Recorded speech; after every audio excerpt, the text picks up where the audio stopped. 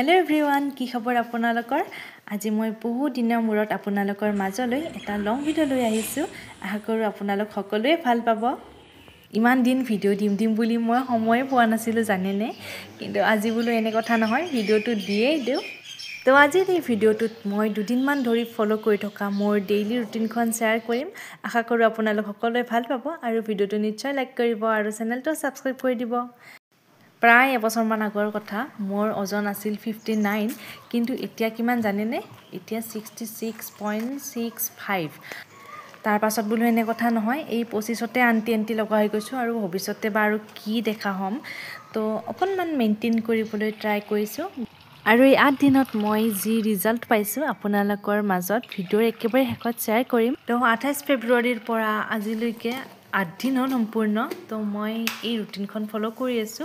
আমি ৰাতিপুৱাই 6টামান বজাত উঠো আৰু তাৰ পাছত 10,000 ষ্টেপ খোজ কাঢ়িবলৈ যাওঁ আৰু ঘূৰি আহি গৰম পানীৰ লগত চিয়া সিডছ মিক্স কৰি খাওঁ।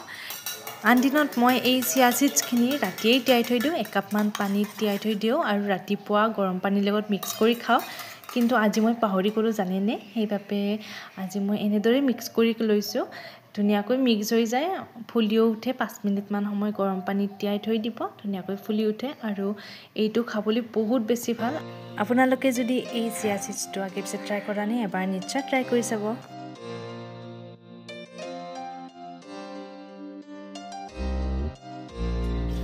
এতিয়া ৰাতিপুৱা প্ৰায় 8:30মান বাজিছে আৰু বতৰটো চাওকচোন, ৰ'দটো কিমান কাঢ়াকৈ দিছে।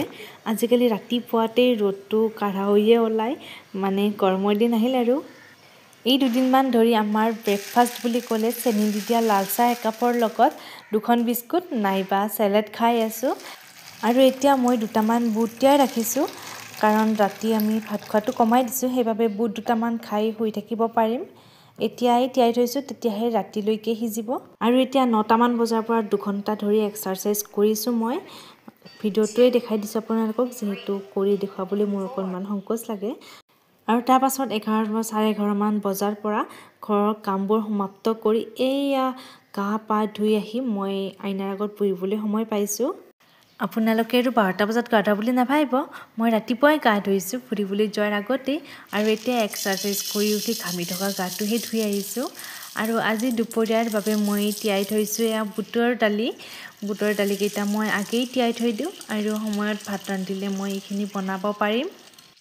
আৰু ফাইনেলি এতিয়া ৰাতিপুৱাৰ চাহকাপ দুপৰীয়া 12:30 বজাত খাবলৈ লৈছোঁ। এয়া চেনি নিদিয়া লাল চাহ আৰু 2খন বিস্কুট। এই বিস্কুটকেইখন মই চাহত এনেকৈ ডুবাই খাই বহুত ভাল পাওঁ। আৰু মোৰ নিচিনা কোনে এনেদৰে চাহত ডুবাই খাই ভাল পায়, মোক নিশ্চয় কমেণ্ট কৰি জনাবচোন। এতিয়া চাহকাপ খোৱা মানে মোৰ ভাত ৰান্ধিবৰ সময় হ'লেই। আজি পিছে ভাতৰ লগত বিশেষ একোৱেই কৰা নাই, অকণমান তেলেৰে বুটৰ দাইলখিনি বনাইছোঁ আৰু তাতে 2ফালমান আলু দিছিলোঁ। এয়া আলু পিটিকা আৰু দালি। তাৰ লগতে ৰাতিপুৱাই যে বুট 2টামান তিয়াইছিলোঁ, সেইকেইটা সিজিছেই প্ৰায়। তো সেয়াও 2টামান লৈ লৈছোঁ। আৰু এয়া ভাত পানী খাই উঠি মাল্টিভিটামিন কেপচুল এটা আৰু ফিছ অইল কেপচুল এটা লৈ লৈছোঁ। ভাত পানী খাই অকণমান ৰেষ্ট লোৱাৰ লগে লগে সন্ধিয়া হ'লেই। সন্ধিয়া সময় মন্দিৰত চাকি বন্তি জ্বলালোঁ এতিয়া। আৰু এতিয়া 6:30মান বাজিছে, আমি চাহ একাপ খাবলৈ লৈছোঁ। ইয়াতো চেনি দিয়াই নাই, মই ঘৰত চেনি অনাই নাই 2 দিনমান ধৰি। আৰু এয়া অকণমান গাখীৰ আছিল, আজি গাখীৰ চাহকে খাবলৈ লৈছোঁ। তাত 2টামান তেজপাত দিছোঁ। এনেকৈ খাই মই খুব ভাল পাওঁ। তেওঁ অফিচৰ পৰা আহোঁতে চাহৰ লগত খাবলৈ ভুজিয়া এপেকেট আনিছিল আৰু সেয়াই চাহৰ লগত খাবলৈ লৈছোঁ। মই অকণমান খাইছোঁ। এতিয়া চাহ পানী খাই অকণমান পঢ়িবলৈ বহিছোঁ। বহুত দিন পঢ়া নাই, গতিকে ভাবিছোঁ আকৌ এই অভ্যাসটো নতুনকৈ গঠন কৰিম, তাৰ বাবে অকণমান পঢ়িবলৈ বহিছোঁ। আৰু এনেকৈয়ে এতিয়া 8:30মান বাজিল আৰু ৰাতিপুৱাই তিয়াই থৈ দিয়া বুট 2টামান দৈয়ে ভগাই মিলি খাই অকণমান খোজ কাঢ়িবলৈ লৈছোঁ বেলকনিতেই। আৰু আজিৰ ভিডিওটো ইমানতেই সমাপ্ত হ'ল। আপোনালোকৰ যদি ভিডিওটো ভাল লাগে নিশ্চয় লাইক কৰিব আৰু চেনেলটো ছাবস্ক্ৰাইব কৰিব। ৰ'ব, ভিডিওৰ শেষত এই 8 দিনৰ ৰিজাল্টটো দেখুৱাম বুলি কৈছিলোঁ নহয়। এয়া হৈছে 28 ফেব্ৰুৱাৰী আৰু আজিৰ দিনৰ ফটো আৰু ভিডিঅ'। আজিৰ ভিডিওটো ইমানেই আছিল। বাই।